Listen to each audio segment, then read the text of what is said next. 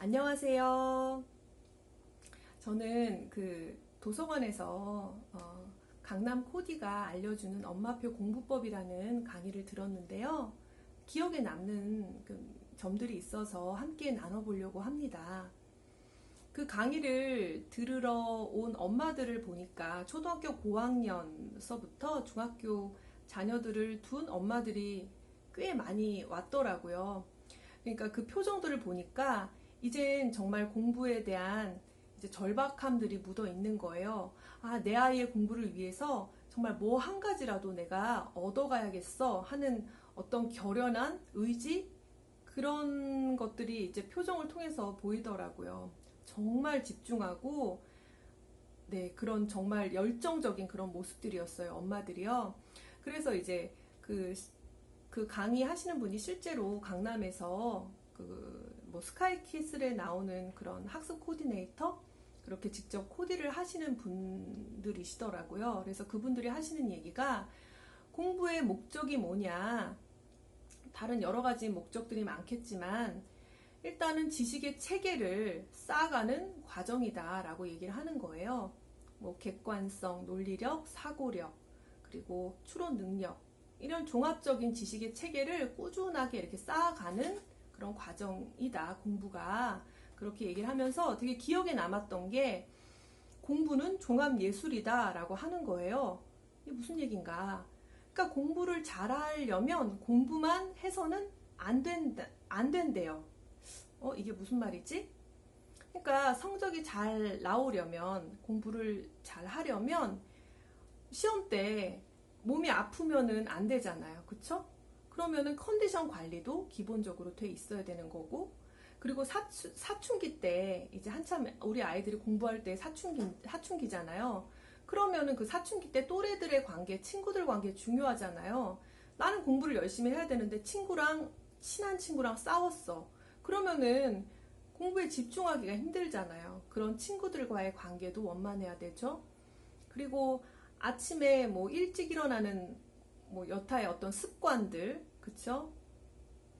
뭐 습관들부터 시작을 해가지고 뭐 자존심, 자존감, 뭐 그런 것들. 그러니까 되게 공부에만 이렇게 국한되는 게 아니라 굉장히 그 공부에 영향을 주는 어떤 그런 다양한 요인들이 있다는 거죠.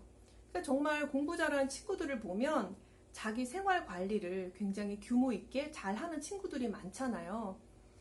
그런 것처럼 근데 이런 요인들을 엄마들이 일일이 다 관리를 해줄 수가 있을까요? 그러니까 스스로 이제 자기 어떤 생활들을 관리할 수 있는 그런 태도, 그렇죠? 그리고 또 공부를 대하는 태도를 이제 형성이 될 수 있도록 엄마들이 이게 만들어 가야 엄마들이 지도를 해줘야 된다고 하더라고요. 공부를 대하는 태도, 지식을 대하는 태도.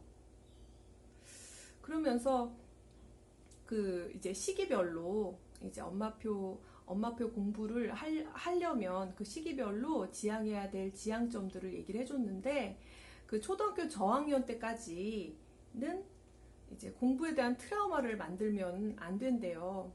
예를 들어서 엄마랑 이제 이제 가는데 손을 잡고 박물관에 갔어요.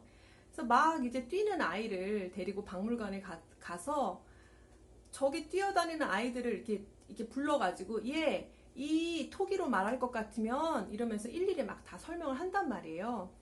어떤 엄마들은. 그러면은 그 아이 입장에서는 아, 박물관 정말 가기 싫은 곳, 정말 지루한 곳이라는 그런 인식이 들잖아요. 그쵸?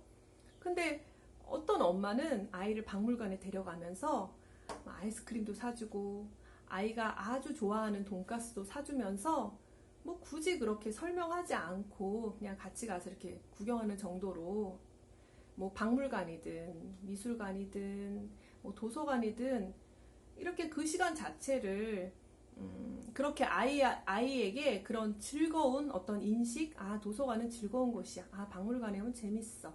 이런 인식을 이렇게 심어주면 아이는 커서라도 그런 인식 때문에 아, 거기 되게 재밌었는데 이러면서 스스로 찾아가서 또 공부를 하게 된다는 거죠. 그때는 이제 다 컸으니까 혼자 찾아서 이제 공부를 하게 된다는 거죠. 그러니까 이런 것들도 어떤 공부에 대한 어떤 지식에 대한 태도를 이제 길러준다는 거죠. 뭐 우리 엄마들 그러는 거 많잖아요. 너 오늘 문제집 3장 안 풀면은 누구누구랑 못 논다, 못 나가. 이제 이런 것들도 사실은 이제 굉장히 그러니까 장기적으로 봤을 적에는 공부에 대한 어떤 좋지 않은 인식을 심어주게 된다라는 거죠. 그러니까 공부를 시키지 말라는 이야기가 아니라 어차피 이제 길게 봐야 되는데 이 어릴 때일수록 공부를 시키되 공부를 공부 같지 않게, 그러니까 공부를 놀이처럼 할 수 있는 그런 환경으로 엄마들이 이끌어 가줘야 된다는 거예요. 그러니까 뭐 읽히고 싶은 책들이 있으면 이거 오늘 이거 같이 읽자 이렇게 들이미는 것이 아니라 그냥 그 방 안에 쫙 깔아 놓는 거죠. 오며 가면서 이렇게 제목이라도 이렇게 읽을 수 있게, 앞에 목차라도 이렇게 읽을 수 있도록 말이죠. 그래서 요런 이렇게 공부에 대한 트라우마가 없는 아이들이 이제 좀 장기적으로 봤을 적에는 공부를 싫어하지 않고 꾸준히 할 수 있는 아이로 성장을 하게 된다고 합니다. 그래서 이제 그 초등학교 고학년 때부터 이제 중학교로 올라가면 본격적으로 공부를 하기 시작을 하는데, 이 중학교에 올라가면은 이제 엄마들이 이제 되게 중요하게 생각하는 게 국영수잖아요. 이 국영수 이제 시험을 딱 봤어요. 그럼 국영수가 높게 나왔고 다른 과목이 좀 뭐 도덕, 뭐 음악, 체육 이런 과목들이 점수가 낮게 나오면 엄마들이 아무 말을 안 하는데, 이 국영수가 낮게 나오고 다른 과목이 높게 나오면 이제 막 뭐라 한다는 거죠. 다른 국영수가 아무리 못 나오고 예를 들어서 도덕이라는 과목이 아주 잘했어요. 그럼 그 아이는 충분히 칭찬을 받을 만하다는 거예요. 왜냐하면 공부가 지식체계를 쌓는 과정이라고 했으니까 도덕이라는 과목이 점수가 잘 나왔으면 그 도덕이라는 과목의 지식을 쌓는 방법을 이 아이가 갖고 있는 거예요. 그러면 다른 과목에도 그대로 이제 잘 할 수 있는 그런 능력이 있는 거잖아요. 그래서 이런 성공의 경험을 또 많이 이렇게 해줄 수 있게 그런 경험들을 독려하라는 거죠. 엄마들 참 어렵죠? 네.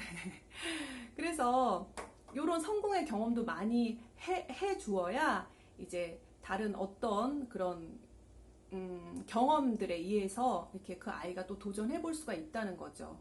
그러면서 이제 고등학교에 올라가서는 자기가 이제까지 쌓아왔던 그런 경험들, 지식들을 토대로 진짜로 이제 지식의 체계를 견고하게 이렇게 쌓아간다는 겁니다. 그래서 제가 강의를 들으면서 느낀 거는, 정말 특별한 비법이 있는 게 아니구나. 매일매일의 정말 꾸준함. 그러니까 저 같은 경우에는 이렇게 스피치를 매일매일 하는 것, 우리 아이들에게는 뭐 매일매일 책 읽기, 일기 쓰기, 뭔가 이렇게 하루에 일과들이 있잖아요. 그런 꾸준함을 견실하게 쌓아가는 것이 비법이라면 비법이구나 라는 생각이 정말 많이 들었습니다. 어차피 우리 아이들의 교육은 길게 보고 가야 되는 마라톤 같은 그런 과정이기 때문에 엄마들이 지치지 않고 이 방향을 잘 설정해 두고 정말 잘 이끌어갈 수 있는 역량을 키워야 되는구나 라는 생각이 다시 한번 들었습니다. 우리 엄마들 오늘도 그래서 힘내시고 꾸준히 우리 아이들의 갈 길을 위해서 잘 달려갈 수 있도록 우리 엄마들부터 힘내셨으면 좋겠습니다. 우리 엄마들 화이팅!